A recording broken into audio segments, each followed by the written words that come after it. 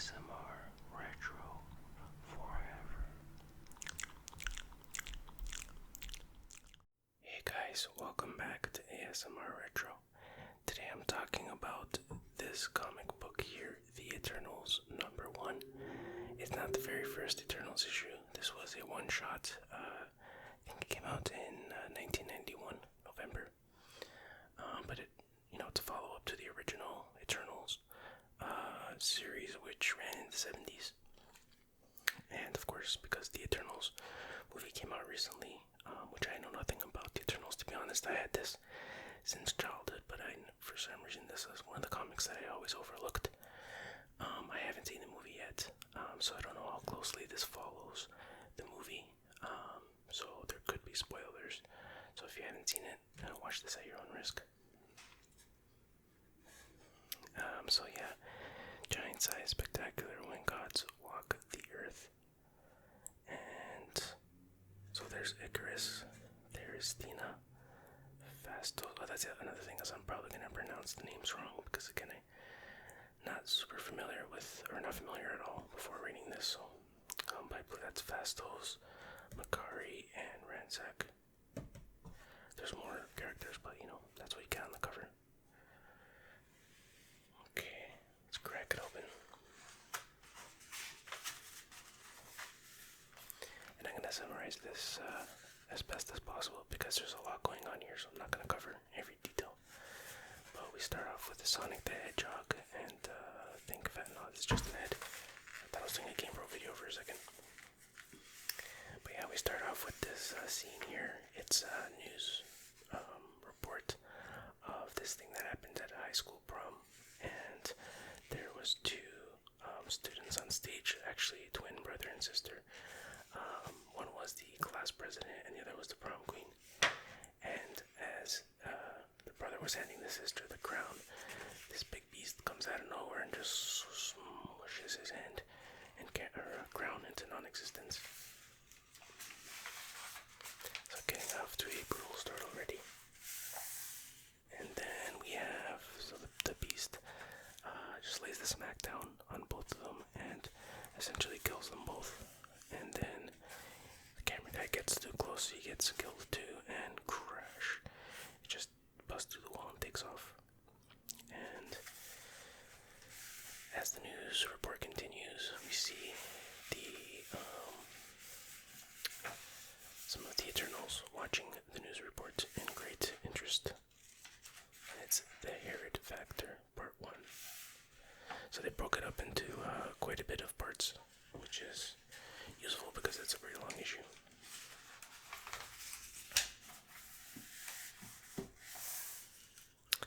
So then Icarus, he's the leader, I suppose, and he wants to get everyone's opinion on what they just saw. And really this is just a way to introduce the different characters to the readers. But they start with Sprite. This guy's name is Sprite, and this is Thena. She was the queen of the Eternals, and I believe she's played by Angelina Jolie in the movie. This is what's his name, Ransack, and he is actually a deviant. So we'll get to that. There's deviants, and then there's Eternals. But he's now I guess he joined the Eternals, but he's not an Eternal. This is Makari, and this guy, big guy here, is Carcass, who is also a deviant. And then blah blah blah. So they just keep discussing it. The other Eternals don't really know what to make of it. And then here's Fastos. He's like what they call him, the chief, the master technologist of Olympia. And anyway, he just comes in and majestically lifts up this scroll because he found some prophecy that may have to do with the news report. So basically, we go into recap mode here. So first is just a recap of the Eternals mythology, I guess, their past, for the readers to catch up if they're not aware. So basically, my understanding is, a long time ago, when there was still like pre-humans or early humans or whatever, the Celestials came to Earth and they messed around with the DNA of some of these early humans, and that led to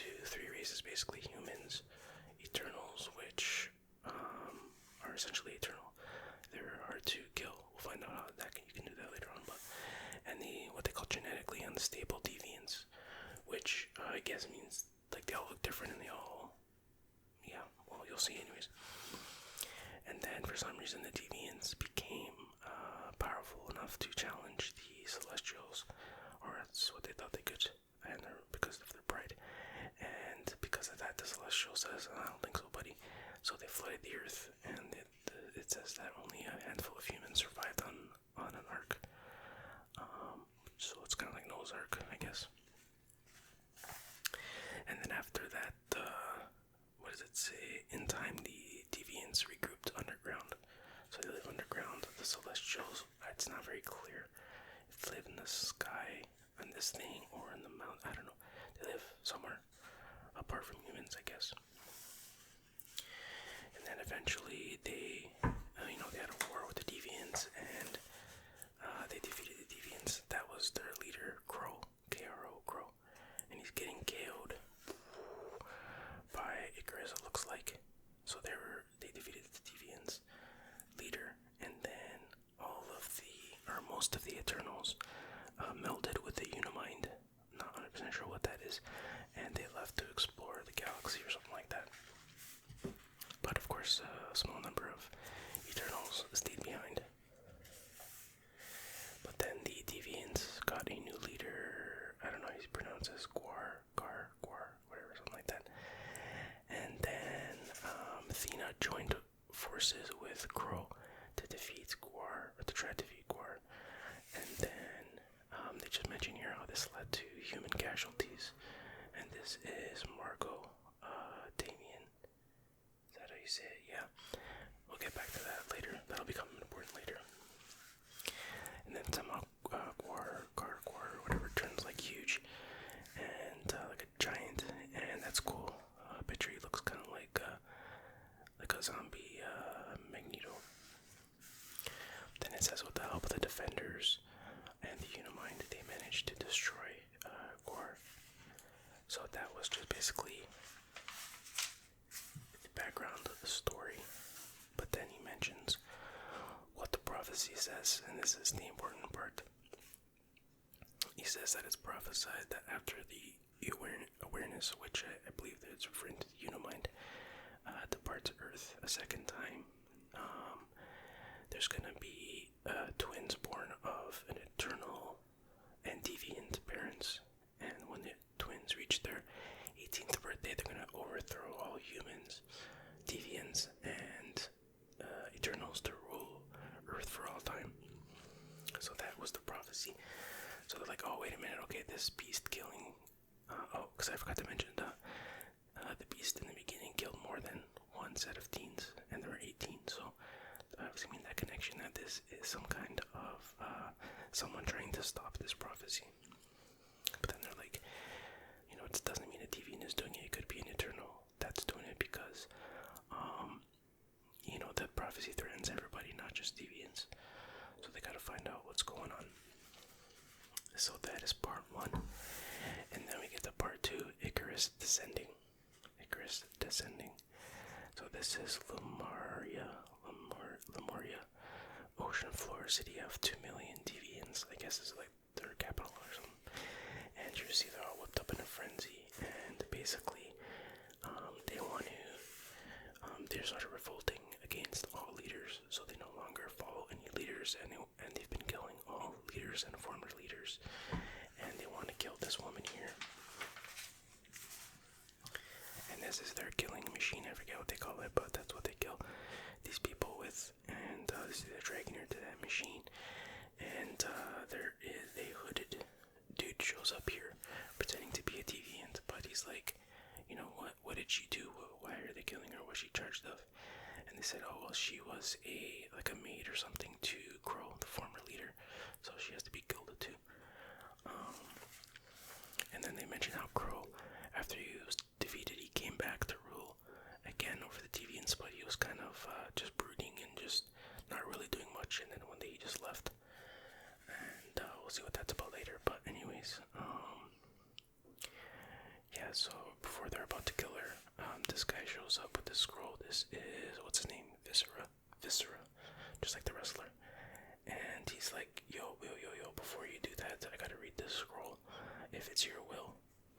They're like, yeah, sure, read it, no problem, bro. And then he also reads the same prophecy that Fastos read about the twins. So he's like, yo, even though I'm not your leader, if you find out anything about this, please report it to me immediately. It's like, alright, go ahead, do whatever you gotta do.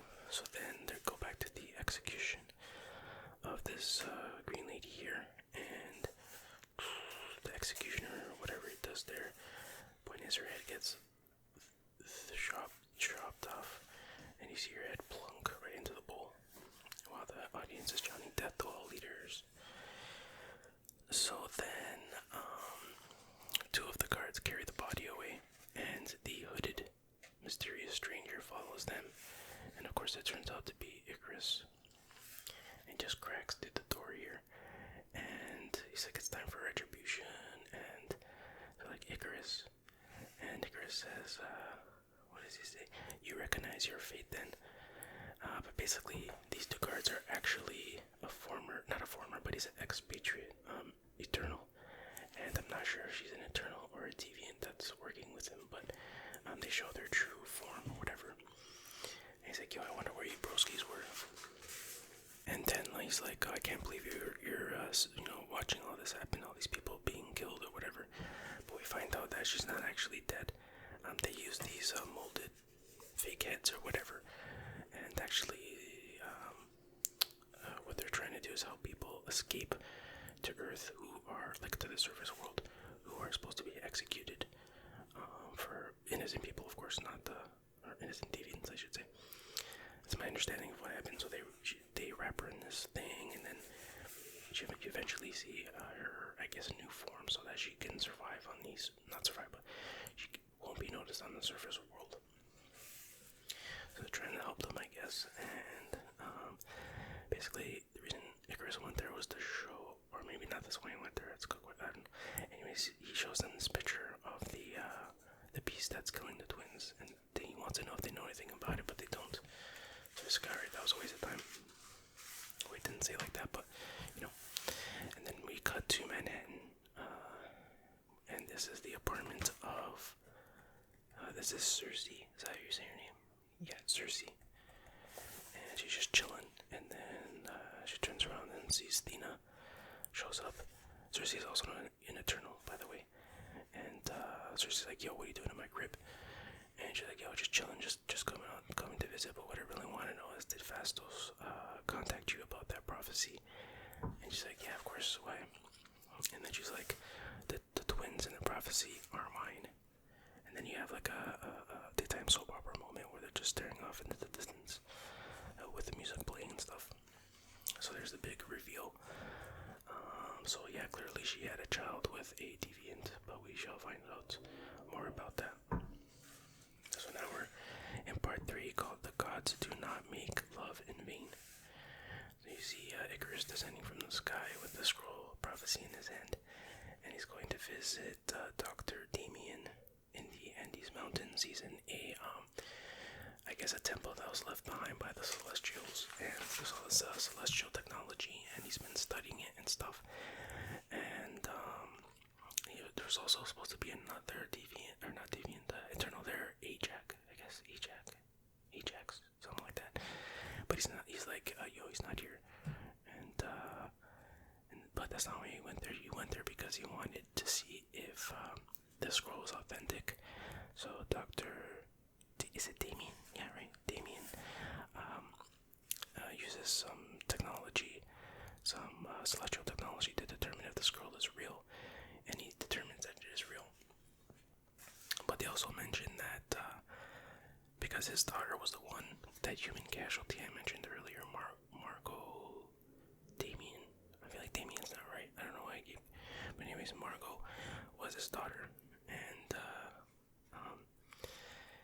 he's kind of using his work. He says he's using his work to sort of cope with the pain of losing her. So he's active in his work, so he doesn't have to think about it, I guess. Alright, so now we go back to Thena and Cersei just flying about, talking about she met the father of her baby, or whatever, you'll see soon. But they're in some battle, whatever, the details don't matter, this was a long time ago. And then she was cornered by, what's his name, Crow. And he's like, instead of killing her, he falls in love with her, and she falls in love with him. Then they start spending some time together, but they didn't do the dirty deed yet. And then, so she explains what happens. Okay.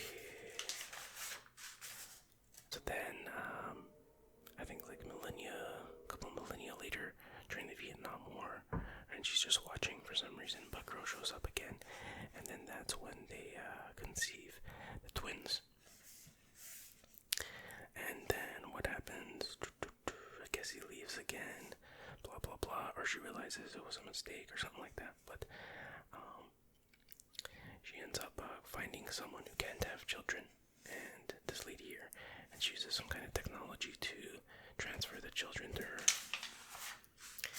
And then she, but the mother doesn't know anything about it. Like, she doesn't know that happened. So that way she can raise the children and have normal lives, I guess. But then, now that they're in danger, she has to find them, and she knows where they are. And we're introduced to them here. It's Donald and Deborah are the two children. But it says here, and somewhere not really far enough away, the monster knows. So then they confront the two children, scaring them to death, but, well, not really to death, but you know what I mean. But they don't really seem as freaked out as they should be. And some of the dialogue of the children is pretty cringy, but anyways, so they introduce themselves, but they don't say, I'm your mother or nothing like that.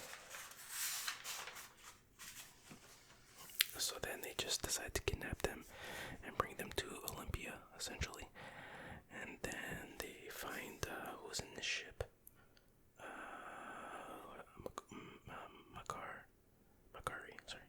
Makari picks them up in the ship and flies them off to Olympia. And then here we are in Olympia, and as you can see, like I was saying, it's hard to tell. Are they on some mountain platform, or is that flying above the mountain, or are they in space? I don't know, it's kind of, they don't really explain that in this, but anyways. And you can see Icarus flying around, and they bring the kids, they land or whatever, and they're like, oh, these are the kids that the prophecy is about. And then Daniel's like, we gotta talk in private. So all the Eternals go off to have some meeting where she's obviously gonna tell them.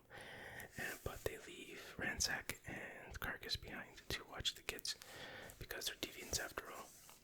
Deviants at heart, I guess. Something like that. And anyways, this guy, Ransack's not too happy about that, but he's like, okay, whatever, I'll show these kids around. So he starts, showing them around Olympia. Until suddenly, the beast attacks, and Ransack gets tossed. In comes, what's his name? Carcass. And they battle it out. Carcass gets flung into this pillar, crashes, and then Ransack comes in back with some kind of drop kick. And the kids are like, yo, is this really happening? This is better than VR. Oh, they didn't say that though. And then Ransack gets his face scratched pretty badly by the beast, and then eventually the beast grabs the kids and takes off. So that's not good. So this is part 5, reunion, and you see the rest of the Eternals land, and like, what happened? They're like, oh my god, are they dead? And then they're like, oh, they're not dead. And then they see that the kids are gone, and then they say what happened. And then I think someone says something like Crow is behind this or something, and she's like, no, that could never, he would never do that. And then he's like, prove it, find the father of your children. And so the rest of the Eternals take off, and leaving Ransack and Carcass and Athena behind. Okay. And then they're flying, they go underwater, and then they eventually go underground to the Deviant city. And then Cersei uses her power to disguise them as Deviants. I guess they want to go and talk to that. I didn't even say his name, by the way. The expat was Corifos. I guess that's why I didn't say it, 'cause I don't know how to pronounce it. But anyways, they find out it's an ambush, and then they're ambushed by Viscera, and he puts these mind cube control thingies on them, so they're pretty much helpless.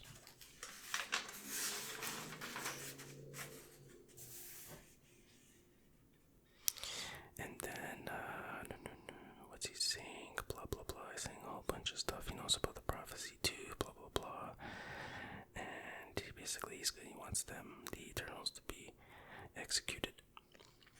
And then, now we're back in his ship here, and they're going to find Crow. And somehow she knows that he's gonna be at the abandoned, Polar Eternals headquarters, I guess. So it's a pretty cool looking thingy, and they find him there, of course. But he looks like a old man, and he's telling her, an old dying man, and he's like, leave me alone, go away, blah blah blah, forget about our love. You see how old he looks there. And this is part 6, Lawless in Lemuria. And then Athena kind of freaks out and grabs him by the neck, and they're like, yo, what are you doing? You lost your mind. But then she's like, behold, Crow, because they find out that it's not really old, not on this page, but he's just putting on a act or whatever. So now we're back under the ground here, and they want to execute the Eternals, and they have to use this molecular dispersal thing, because that's really the only way you can kill them. And just before that can happen, boom, Crow shows up with the kids there. And let me see. Basically, what's happening is he's like, "Oh, you're the former leader. You have to be executed." That's what Viscera says. But Crow basically says that, fine, but you're the leader. You're the current leader of the. You're the current leader of the Deviants, so you have to be executed too. So he tries to convince, the other Deviants that Viscera is actually their leader. And then Viscera kind of is like, the audience or the other people start to agree. So then Viscera's like, I'm out of here. And I guess he has like some flash running abilities or something. And then, of course, Carcass stops him and throws him to the other Deviants, and then check that out. Just the best part, gets all ripped up, and the people rip him apart, and you see his leg and his arm and stuff. That's pretty brutal for a Marvel comic in 1991, I think. Okay, so anyways, what happens now? Oh yeah, and then Crow takes off these little mind control device thingies, and we see the twins weren't actually the twins. It was actually Athena and Ransack.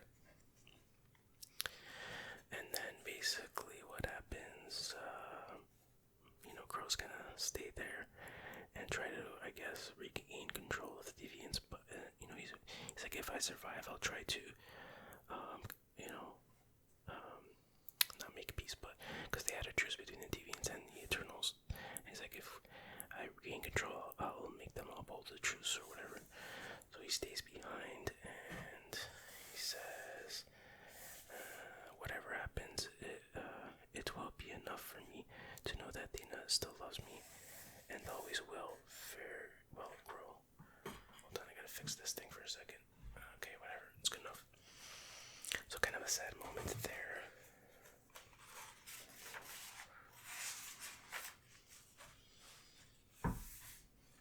And then they're like, okay, but what about the twins? Where are they really? And then Crow reveals that they've been fooled by a fake prophecy. He says that somebody probably made that fake prophecy to try to start a war between the Eternals and the Deviants. So they take off, and they realize, well, what's his face here?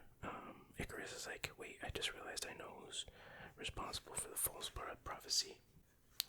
So here we are to part 7, the Unmasking, and they're flying to Dr. Damien. says he's the one that faked the scroll. And then he's like, what are you talking about? First he denies it, but then he admits it, and the reason is because he blamed the Eternals for his daughter's death. So basically he wanted revenge. And we find out that he used that other Eternal Jack, I think his name is something like that, as he turned him into this beast using the technology from the Celestials. And there's a big battle between the Eternals and this big beast, and I guess eventually, I don't remember exactly how, but maybe Cersei defeats the beast somehow. Sorry, just recapping really quickly here. But he falls, the beast falls, and he reverts back to, Ejak, that's his name, Eternal Guardian of the city, gods and Incas. And then part 8, but gods may also die. So, there's the scene there. And Ejak comes to, and he doesn't really remember what happened. And Tina's asking him where the kids are, but he doesn't really remember anything. And then the kids come out, they're okay. And then she reveals that she is their mother. And they seem to take it pretty well. But what happened now? And then Ajak remembers what happened, and he starts blaming himself for everything that happened.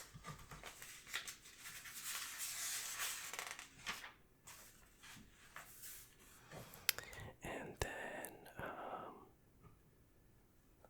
this is interesting because this panel, the square here, whatever panel, reminds me a lot of Winter Soldier, or I think it was Winter Soldier, one of the Marvel movies anyways, when Captain America's like, it's not your fault that you did those things. He's like, I know, but I still did it, something like that. It's almost exactly like this, he says. But the real monstrosity was that is what he made of my soul. And Phastos says, Jack, it wasn't your fault. And he says, don't you think I know that? Phastos, still, I did it. So very similar. And then he decides there's only one course of action to do. So he flies and grabs Dr. Damien, flies up into the air, and that's pretty crazy. So he molecularly disperses himself and the doctor, I guess. So that was kind of a harsh ending. There's better ways you could handle that, but whatever. And then Athena's like, there's one more thing to do, and she brings the kids to meet their father. And there they are, they hug it out, and it looks like a happy ending for everybody, and he's crying, and that is that.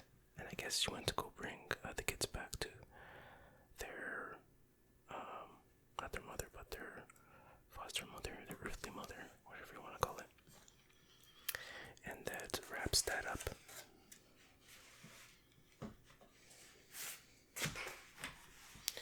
So it was a decent issue, which kind of dragged on a little bit, and some parts were kind of super corny. Like a lot of the dialogue of the twins were really questionable and just kind of silly.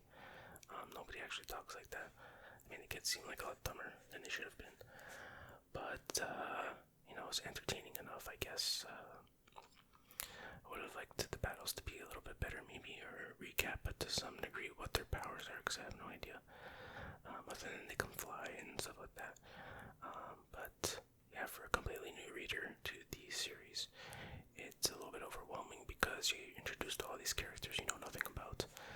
I guess that's true for any comic, but I know it's kind of a hard thing to do when it's in one big issue like this. But anyway, I hope you found this video relaxing. I hope you enjoyed it, and I will see you guys next time.